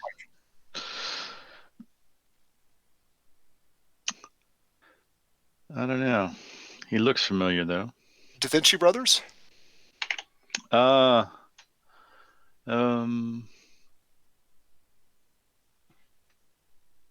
I swear they based him on him. You know what I'm talking about. Ken Silky? I think so. Yes. He Yes. looks like, I mean, like 20 years ago, Ken Silky, I swear. All right. For the audience, I think he looks just like a Renaissance Fair performer that I know very well, but quite a few years ago. Because we're all getting older. So, you, where was I? Oh yeah, the Baron takes you along because he is working on poems and songs about the Northland. He's working on an elaborate and lengthy ballad concerning star-crossed lovers who were lost in the Jarn revolt of 700, 20 years ago. And so he is consulting with you, Ted, on finer points of Jarn history and folklore and geography, and you're constantly looking things up for him and trying to assist him with this poem. But he has decided that at some point here in the near future, just hearing it from you is not enough. He needs to travel there himself to do in-person research so that he can complete this poem, which frightens all of you, to be frank. So, Ted, tell us about your character and what he's like. I'm a follower of Ildir. I believe that sooner or later, probably sooner, the Jarns will rise up and throw the Ivinians out of Jara and take over the rightful place that they have as the rulers of Jara. But until that happens, I will continue to look and support anybody who feels that Jara and Jarans are the rightful owners, and that Ilver will continue to support all that is Jaran, because the Jarans were here first. Therefore, all of this land should be Jaran. All right. So he is a revolutionary firebrand. So first we take back Jara, and then the rest of Harn. Is that the idea? Yes. But first, Jara. First Jara. Gotcha. All right. So you get your horses and your baggage trains. It is a short journey, and you arrive quite quickly in Gardiren.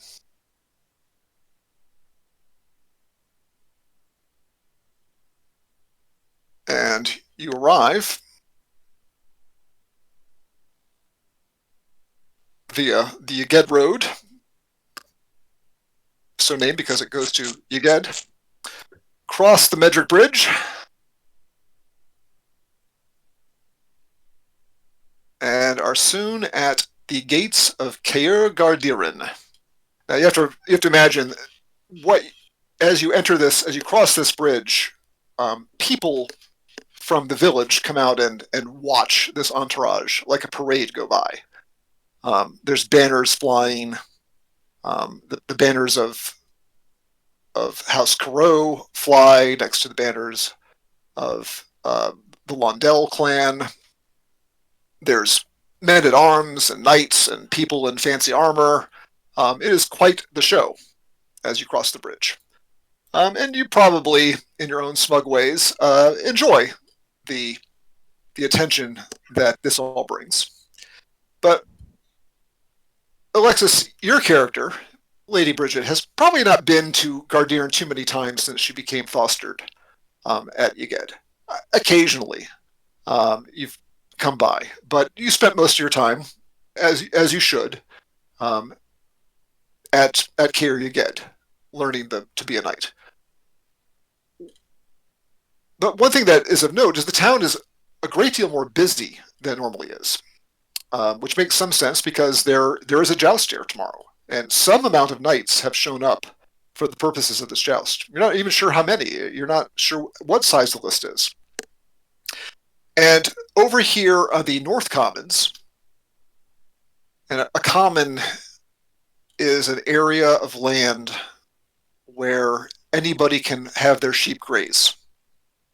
And that's why it's common land. So if somebody keeps some livestock or animals, they can graze them on the common. That's why it's called the commons. The commons have been taken over by a large pavilion, and a fence, a temporary fence, has run down the length of it, quite a few 100 feet. In fact, it's a good 225 feet. This fence is. That is where the list is conducted. And there are a number of tents and temporary little stockades and pavilions that have been set up there. That is where the joust will be. And to your south is the gates to Caer Gardiren. This is where your father is, and your somewhat estranged mother. And you are told that you are probably intending to stay the night at the Jug Inn, which is on the southern side of town. But until that point arrives, you are walking right by the castle of your father. What do you guys wish to do?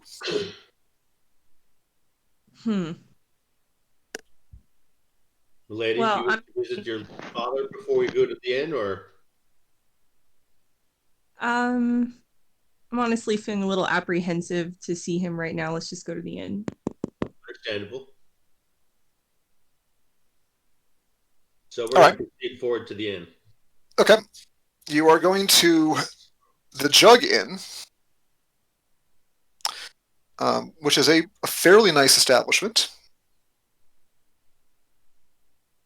If I can find where it is on this map. I made a map of the actual inn itself. Oh, there's the Jug. Okay. The Jug Inn is located right here.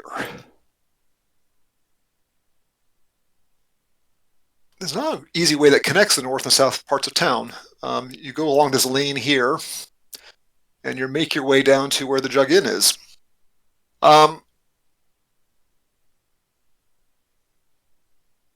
Now, Lady Brydget, you are aware that there's a ceremony that goes with becoming a knight. You don't just show up tomorrow morning and go, "Dudes, I'm ready. Let's do this." This is a Lorrainian ritual. It is a ceremony of some sort that you are supposed to go through. And it is a vigil that you sit. And usually there is a cleansing ceremony that precedes it. And that is to be conducted tonight, through the night.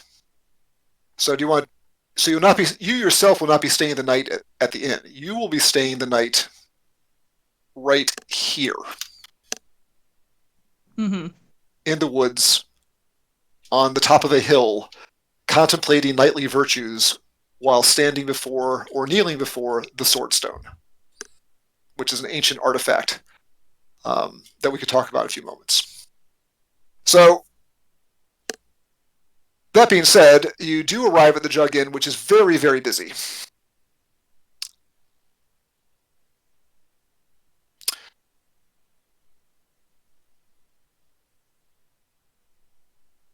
Arrange for rooms for the rest of us and something to allow her to start her cleansing and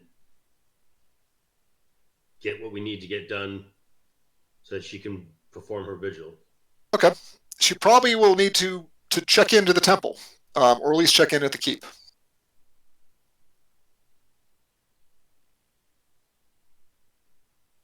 So how are you feeling, Brydget? I'm feeling ready to kind of just get this started, get it going. So, I'd like to head over to the keep. All right. So you check in, you get some rooms. You're told that not all of your retinue can have a room for the night. Mainly the Baron and the 2 knights will have a place to stay, but most of the other hangers-ons will probably end up sleeping on the floor at the end through the night. They'll be sleeping in the common room. Okay. They kind of expected that. Are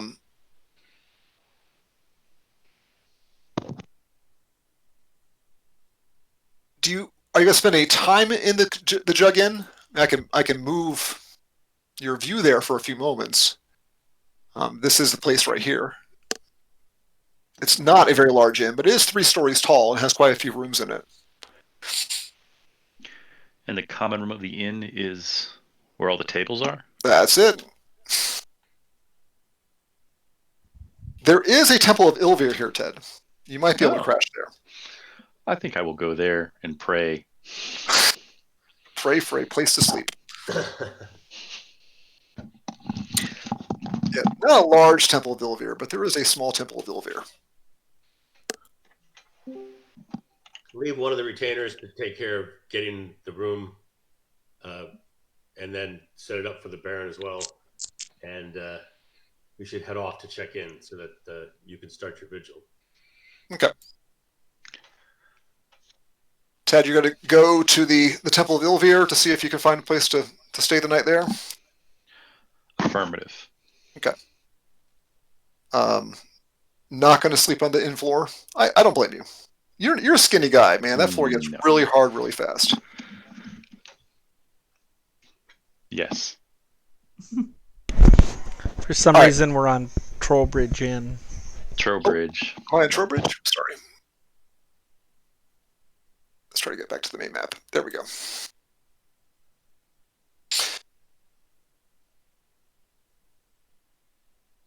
All right. Brydget, it's on you. Where do you want to go? I'm gonna go check in at the keep. All right. Are you staying mounted or are you on foot now? I'm gonna put the horse up and just take a walk. Okay. There is an ostler right here, so they'll take care of your horses. You walk through town, back up the way you came. Are you with Sir Adrian? Are you with her? Yes, I will be with her. All right. You eventually wind your way up, reach the main gates of the keep. The knights, the guards in attendance, they give a very deep bow as you walk through. And the keep has not changed very much over the years. On the first floor of the keep, the first floor as you walk through the main gate. Running straight through is a long corridor with nothing but arrow slits on either side. Until you reach the very end of it, and there is a double gate on the right-hand side.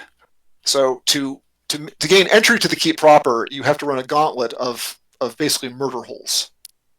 Just a sequence of dozens of arrow slits. But that is not the case today. You are welcome here. You walk through the gate. Let me change some things out.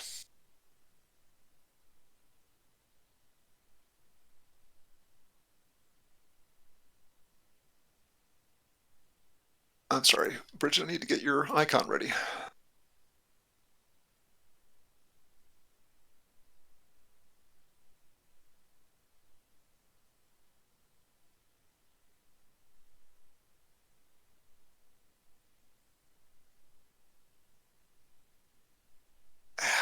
Sorry, hold on a second.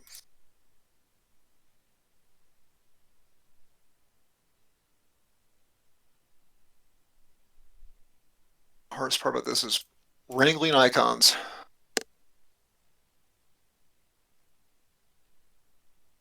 Sorry, and you've been here, but it never fails to impress you when you arrive at Gardiren.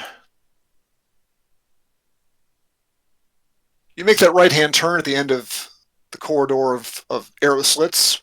You go up a short stair, and you find yourself, hopefully finding you, in the fairly impressive main hall. It's still black. Is it still black for you? Hold on. Make sure your character has sight. There we go. Everybody see okay? Yes. Okay. You go up the stairs, and you're within the Great Hall of Gardiren. This is where your father's very famous revels are held quite frequently. But the hall is fairly empty. There does not appear to be a revel planned tonight. Tomorrow night will be a different story. And you sense a certain tension in the air. You know that the day before one of your father's grand feasts, his big feasts, the kitchen is nervous. They're counting all the produce and making sure everything is proper. The seneschals and middle-ranking officials are in a tizzy trying to make sure that everything is in order. And walking forward towards you at this point is the constable of the castle, which is, in fact, your brother, Sir Curo. Little sister, it is good to see you. You look well. Thank you, brother. You as well. Your brother's about 10 years older than you. Probably in his, he's about 30, 31 years old. So tomorrow's a big day, is it not? Yeah. Oh, please, have a seat. We can talk a few moments. As you know, tomorrow being the day it is, keeping everything running in tip-top shape to father's preferences is a difficult thing. But I have a few moments of time, and we can catch up. He motions you towards the nearby table and has a seat. I follow. You can move your icon. I believe you can. I can. I think you can. Yeah, you should be able to. Did I do it? Wait.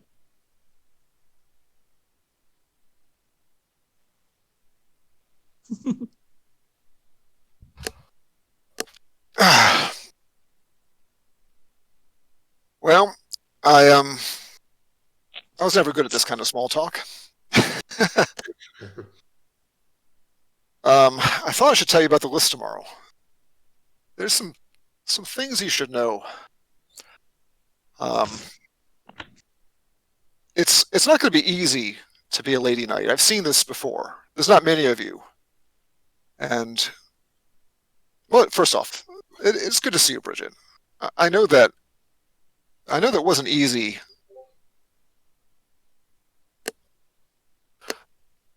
I know it wasn't easy. Hold on a second, I gotta set something up.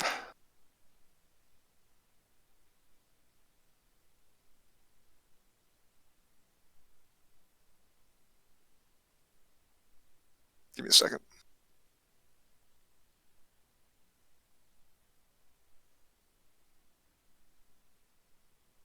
Trying to make it so that we can film properly. Where are you, Brydget? So yeah, I just stand at the corner of the table in deference to the Baron's son and his sister getting back together. It's not but I'm still aware of the surroundings. Okay. Let me check with Marcus, make sure that was all right.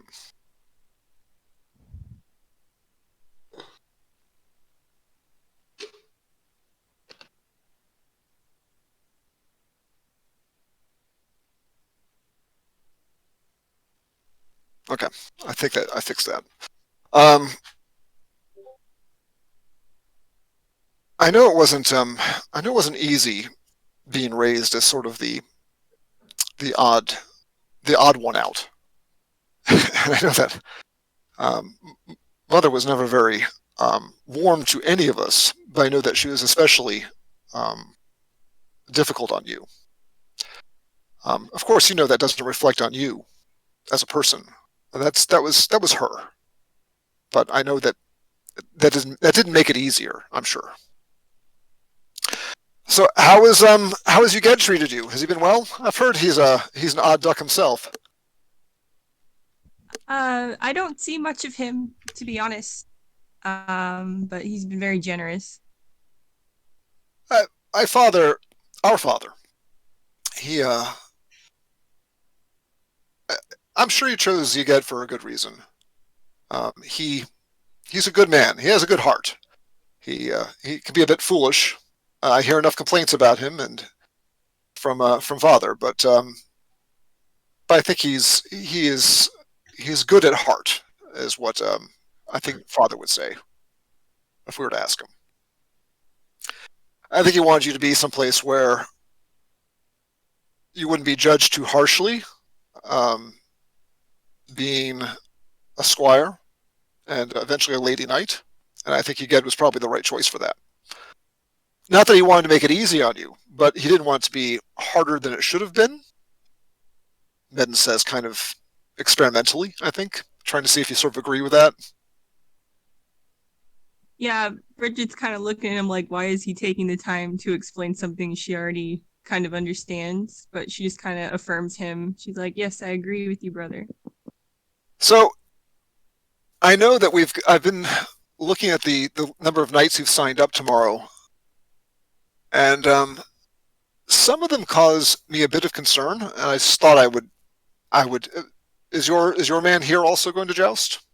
Sir Aidan, are you going to ride tomorrow? Lord, yes, I think I will joust tomorrow. Excellent. I look forward to seeing you. I will not be riding. There reaches a point in time where the risk is just too much, if that makes sense. You have a lot of responsibilities. I enjoyed those days when I was a younger man, but it is not my time anymore. It is my time to run things. But as I was saying, Bridget, do you know Father's bodyguard, his personal guard, Sir Dregold? You haven't been around here much.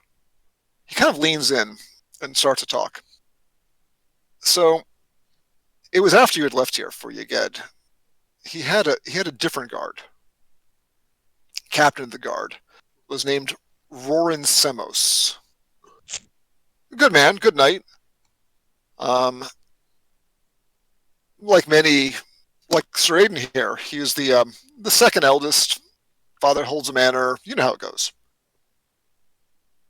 So Sir Rorin was killed in a drunken brawl by a mercenary named Dregold. And our father is one who does not mind meting out justice when it's appropriate. But rather surprisingly, he had Sir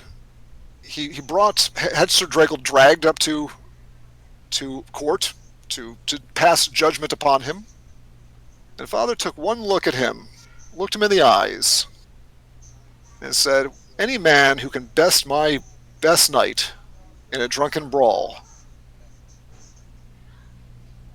should not face the hangman's noose. Any of my knights who can lose to a man such as you doesn't deserve the station that he had. And from that point forward, Dregold, now Sir Dregold, became his right-hand man, his bodyguard for all occasions. A killer, I'll tell you. And I'm glad that he's a killer by father's side. But I'm telling you this because there's a reason for it. Because signing up for the list was Roris's younger brother, Sir Loris Semos. And I don't think he's here to just enjoy the tournament, if you follow what I'm saying.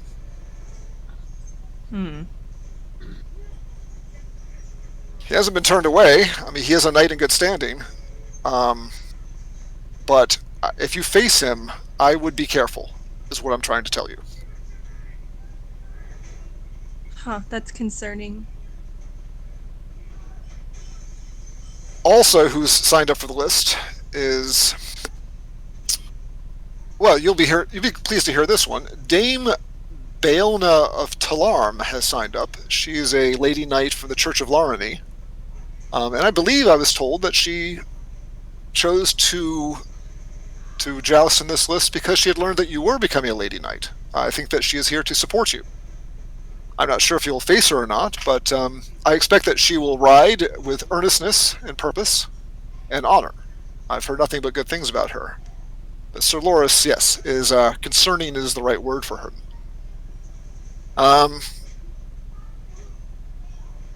Otherwise, I believe with Sir Aidan and yourself, I believe there'll be 16 riders, which is a fairly small number. So the list should not last too long. Most of the day, perhaps, should take. Father's put up a good prize, a Kuzin broadsword, made by the dwarves themselves as the prize. Quite a handsome prize at that. But as you know, Father has he has a lot of business dealings with the dwarves, so I'm not too surprised at that. If he keeps offering that kind of a prize for the list, I'm sure we'll see more and more knights sign up for this every year, should this list continue. Who else? We have Dame Baelna. Oh yes, Sir Romlach Athaziel from Setru. He's the eldest son of the Baron of Setru. Very dangerous knight. He will probably ride with earnestness as well. I don't believe that he would cheat, but he is known to be a vicious combatant. So if you face him, again, do please take care. And that's all the names that come of note to me. I just will warn you that it can be difficult to be a lady knight because sometimes some of the men, some of the other knights, may choose to pass and not engage, and would rather willingly lose than face you in the joust. You may start to see that if you enjoy more time in the list fields. It's unfortunate, I know. Various reasons for it, but perhaps you can guess at some. What do you think? Well, whatever their reasons are, it's their choice if they don't want to honor me. That would be true. I think in my experience is that some of them, even though Larany herself is a lady knight, think that knighthood should be reserved for men, and I think others are afraid to lose to a woman. So either way you look at it, more often than not, probably more often than we'd like, you may find yourself being passed on the list field and conceding to you without engaging with you. So let us hope that doesn't happen and you have a chance to enjoy the list. I think in the circumstances here, this being Father's list and his reputation, I think that you'll probably find knights who are here to ride, even if they face you. By the way, I give a smile when she gives her answer. Well, brother, perhaps you can incept some ideas into these knights that they should respect me on the field. Well, I hope that I will do my best, and I'm sure you will do best to make sure that they learn that respect as well. If you see and have time to speak with Dame Baelna, she can maybe give you some hints as well. I'd love to. I know that Father's waiting for you. Perhaps you should have some words with him. He motions towards this door right here. All right. Which door? That door. It's not coming up. You should see a red ping. Yeah. I made it purple.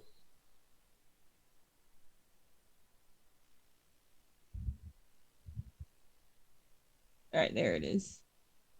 Yeah, I'm gonna go over there. Lady Brydget, I will wait out here for you. Thank you.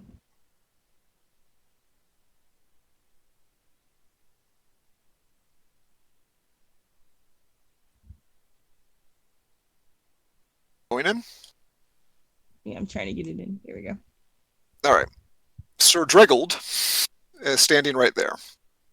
A very, very dangerous looking man. Not the biggest man you've seen, although he's a big man. Not the strongest man you've ever seen, although he looks like a strong man. But he has the eyes of someone who has killed more people than you can count. I just nod at him. He gives a little nod back. And behind this table is a big man, which is your father, Earl Hafyn Curo, the Earl of Neff. Brydget, please come in. Have a seat. Sir Dreggold, a moment, please, with my daughter. And with kind of an irritated, ever so slightly irritated look, he walks out and closes the door behind him. You just know that he is just hovering right by that door, just in case something happens.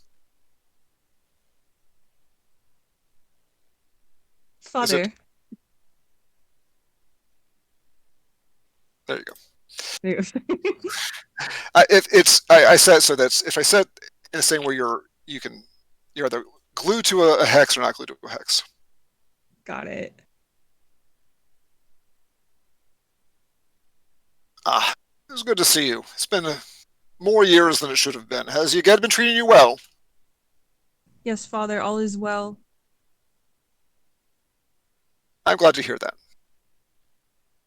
I know that it was not easy being raised here, but I'm glad to see that you've turned out well. And look at you. Just look at you. Tomorrow you'll be a lady knight. You will carry the Crow banner proud wherever you go. Have you thought about what you will do once you are knighted?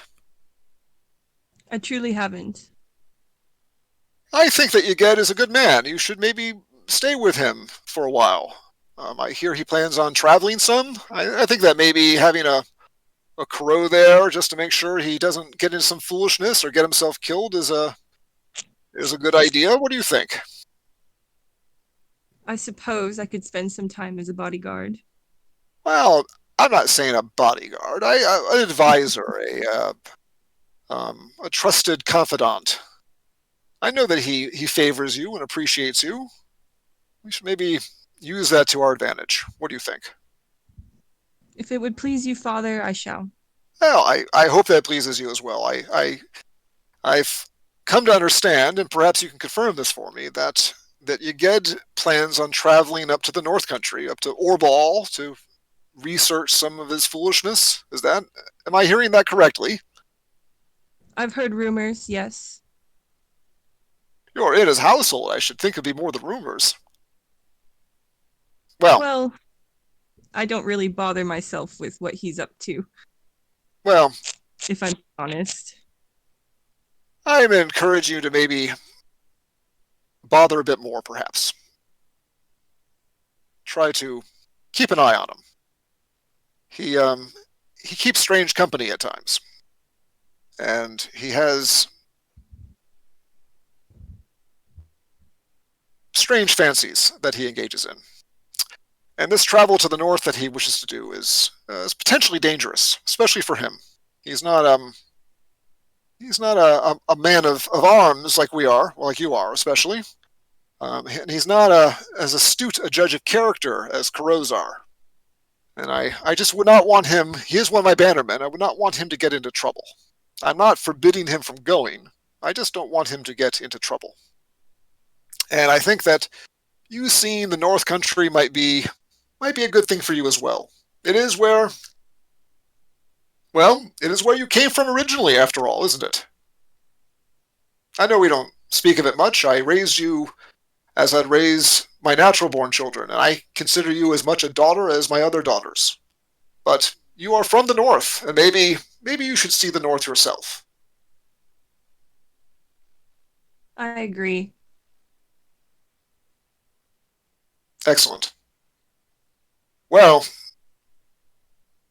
do you have anything you wish to ask me, or? I do, actually, if I could speak freely. Of course. That's why I brought you in here alone. Speaking of strange company, this man that was by the door, do you feel he's,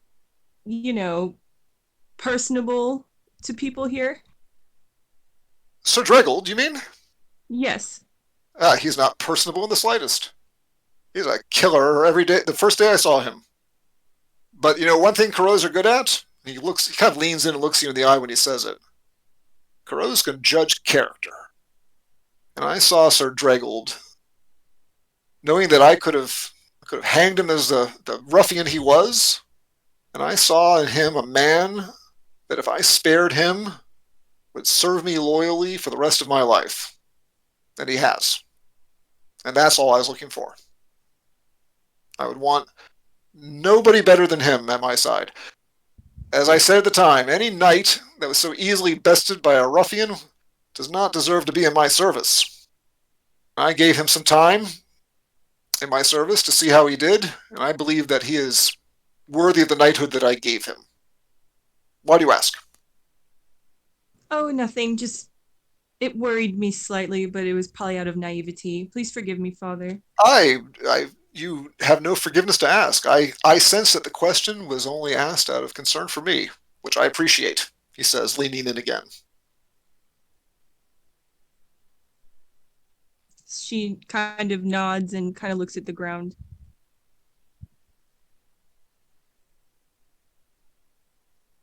Well, my Brydget, I will let you get ready for tomorrow. And I sense some discomfort on your behalf, and I hope that, well, as you get older and come of age, we can speak more, and you can learn more about what it is to be a Curo and what makes us the special people that we are. I would like that. Well, why don't you go ahead down to the temple and prepare yourself and stand your vigil for the night, and tomorrow we will conduct the joust. Very well. All right. You sort of sense that when he says that, it is not like a dismissed, but you kind of know what he meant when he said that. And almost as soon as he says it, the door cracks open, and Sir Dregel comes walking back in. Like, do you not like him? I'm asking, not him, not Sir, not the Earl. Like out of character? Yeah. Well, no, in character. Tell me what you think. I don't know. It's just an unfriendly aura. I don't really like it. He is intentionally giving an unfriendly aura, or unintentionally, whatever the case. Yes, he is not. He does not seem to be a jolly man. And I don't particularly appreciate that type of personality is so close to my father. All right, that's fair. All right, and we have you leave there. Okay. Heading back to the main map.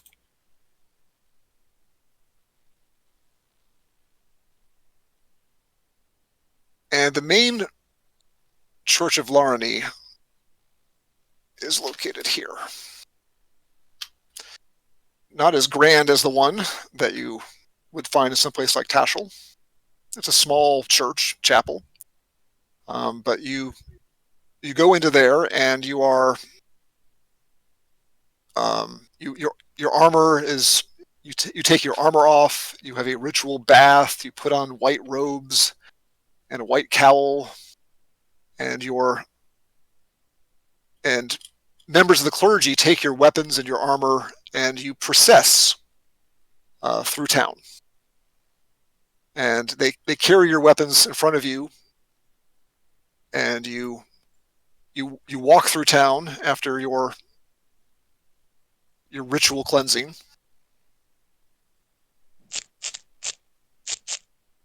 And eventually find yourself at the base of Tiglin Hill.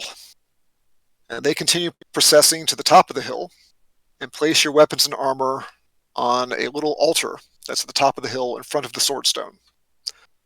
I believe that a picture of the swordstone was posted. It was.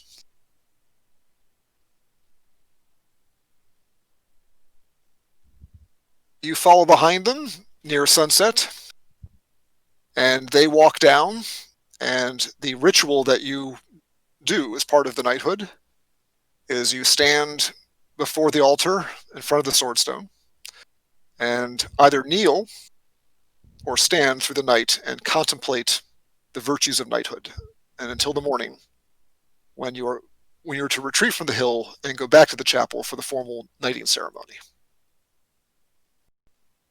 And so through the night,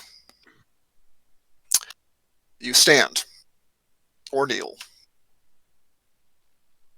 Luckily for you, it is a cool night, slightly foggy, but otherwise clear, and is not raining on you, which would have made this a dismal experience.